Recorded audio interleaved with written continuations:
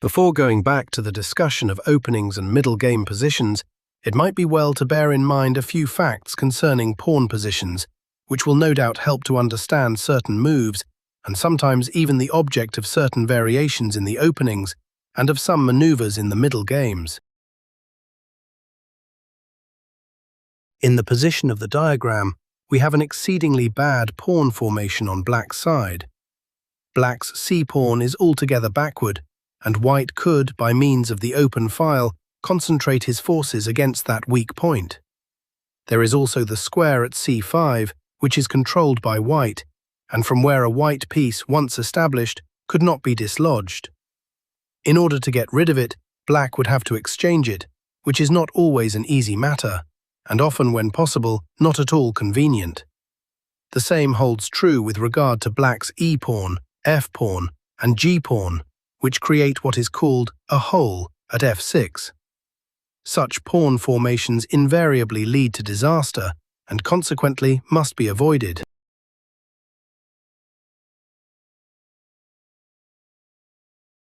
In this position, we might say that the white center pawns have the attacking position, while the black center pawns have the defensive position.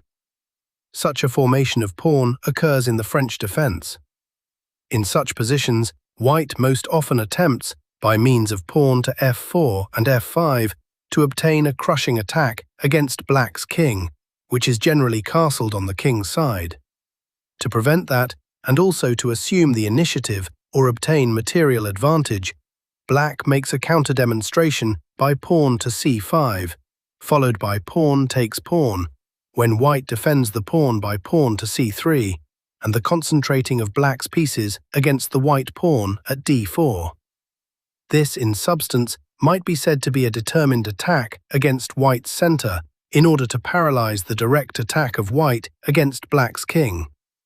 It must be remembered that at the beginning of the book it was stated that control of the center was an essential condition to a successful attack against the king. In an abstract way, we may say that two or more pawns are strongest when they are in the same rank next to one another.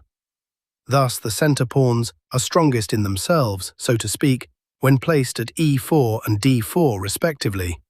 Hence, the question of advancing either the one or the other to the fifth rank is one that must be most carefully considered.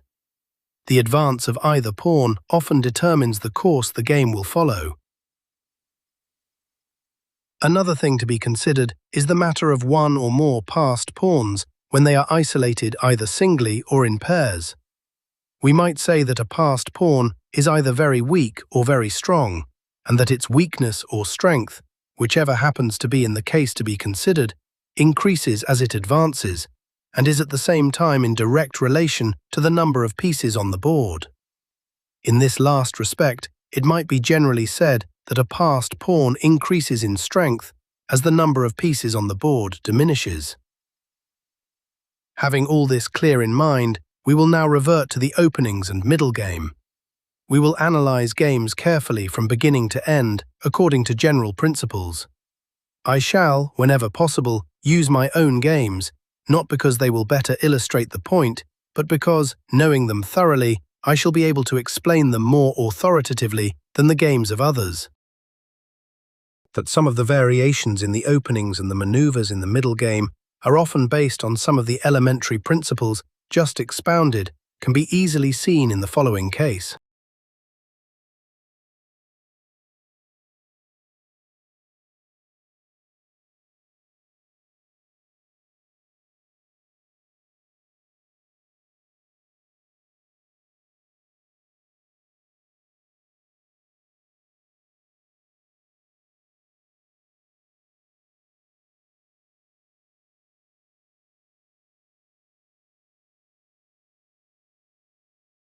So far, a very well-known variation of the Ruy Lopez.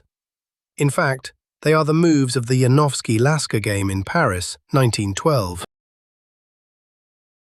Let us suppose the game went on, and that in some way white, by playing one of the knights to d4 at the proper time, forced the exchange of both knights, and then afterwards both the bishops were exchanged, and we arrived at some such position as shown in the following diagram.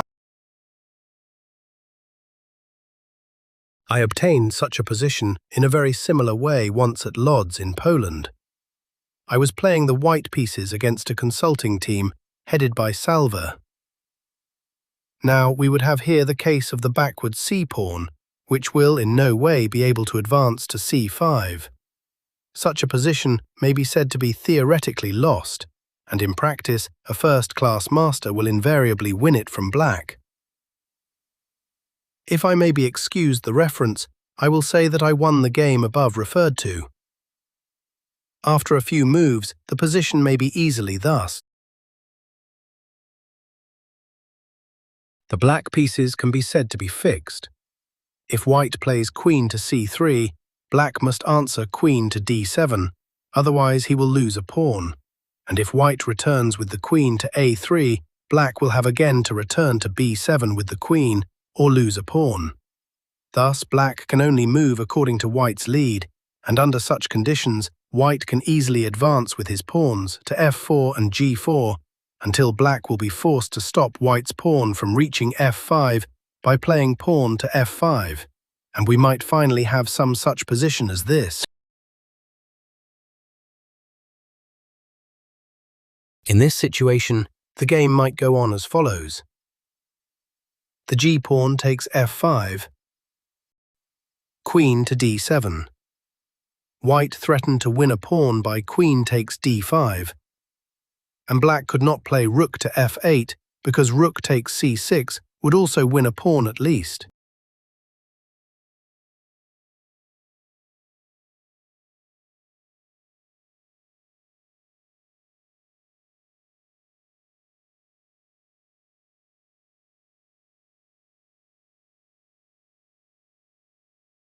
Pawn to b4, and white wins.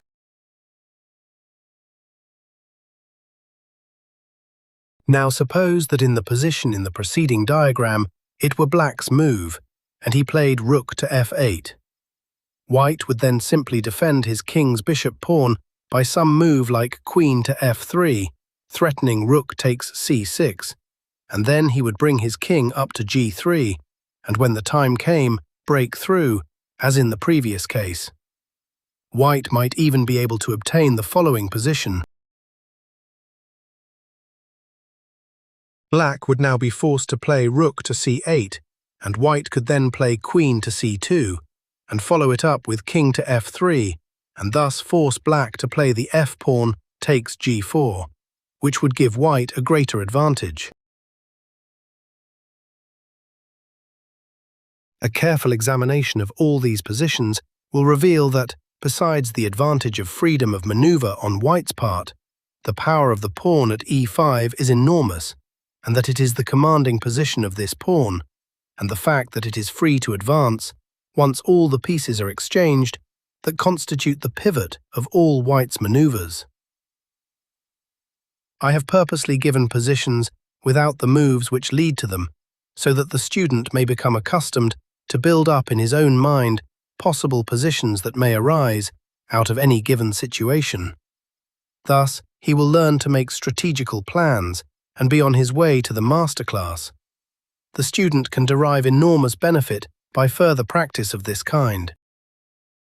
The influence of a so-called hole in a game has already been illustrated in my game against Blanco, example 52, where has been shown the influence exercised by the different pieces posted in the hole created at white's e5. In order to further illustrate this point, I now give a game played in the Havana International Masters Tournament of 1913. Queen's Gambit declined. White, D. Janowski. Black, A. Kupchick.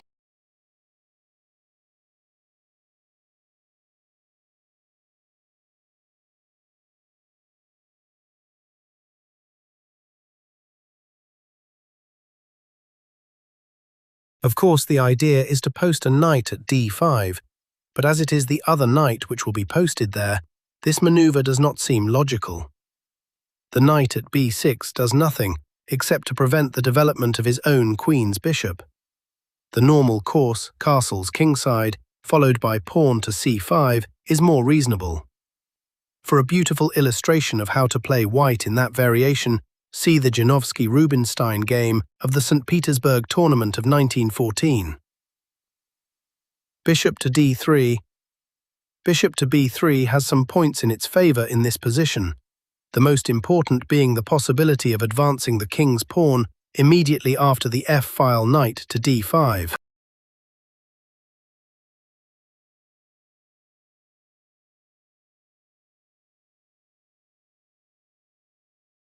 Knight to f3.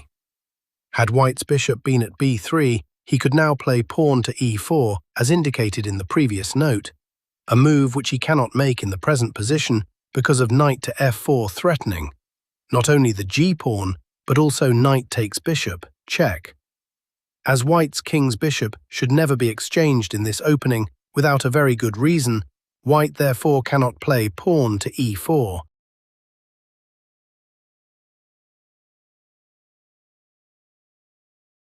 White is perfectly developed and now threatens to win a pawn as follows. Knight takes d5, knight takes d5, pawn to e4, followed by rook takes pawn at c7. The fact that black is practically forced to make this move in order to avoid the loss of a pawn is sufficient reason in itself to condemn the whole system of development on black's part. In effect, he plays bishop to d7, and now he has to shut off the action of his own bishop, which thereby becomes little more than a pawn for a while. In fact, it is hard to see how this bishop will ever be able to attack anything. Besides, it can be easily seen that white will soon post his two knights at e5 and c5 respectively, and that black will not be able to dislodge them without seriously weakening his game, if he can do it at all. From all these reasons, it can be gathered that it would probably have been better for black to play knight takes c3, and thus get rid of one of the two white knights before assuming such a defensive position. In such cases, the less the number of pieces on the board, the better chances there are to escape. This practically amounts to committing suicide, since it creates a hole at e5 for white's knight, from where it will be practically impossible to dislodge him. If black intended to make such a move, he should have done it before, when at least there would have been an object in preventing the white knight from reaching the c5 square. The position of white's knights, especially the one at e5, might be said to be ideal, and a single glance shows how they dominate the position. The question henceforth will be, how is white going to derive the full benefit from such an advantageous situation? This we shall soon see. Rook to b8. There is no object in this move, unless it is to be followed by knight to d7. As that is not the case, he might have gone with the rook to c8, as he does later.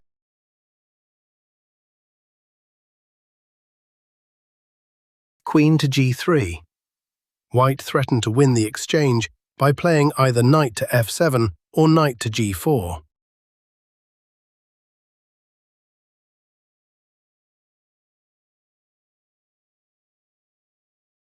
Perhaps all these precautions are unnecessary, but white feels that he has more than enough time to prepare his attack and wants to be secure in every way before he begins. Knight to e3. He had better have played knight to f6 and tried later on to get rid of white's knights by means of knight to d7. Rook takes e3 with this sacrifice of the rook for a knight, and pawn white obtains an overwhelming position. Knight to c8, knight to d7 was better in order to get rid of one of the two white knights. There were, however, any number of good replies to it, among them the following. The c-file knight takes d7,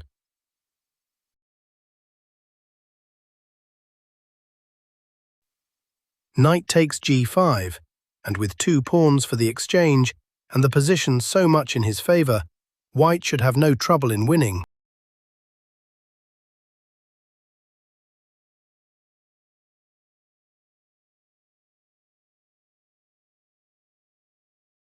All these moves are practically forced, and as it is easily seen, they tie up black's position more and more.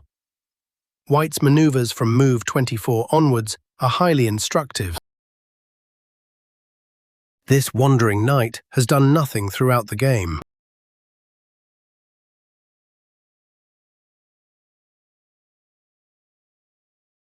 Queen to f8. If the h-pawn takes g5, king to f2, and black would be helpless.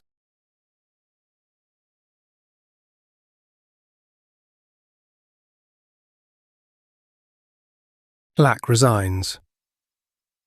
There is nothing to be done. If bishop to g8,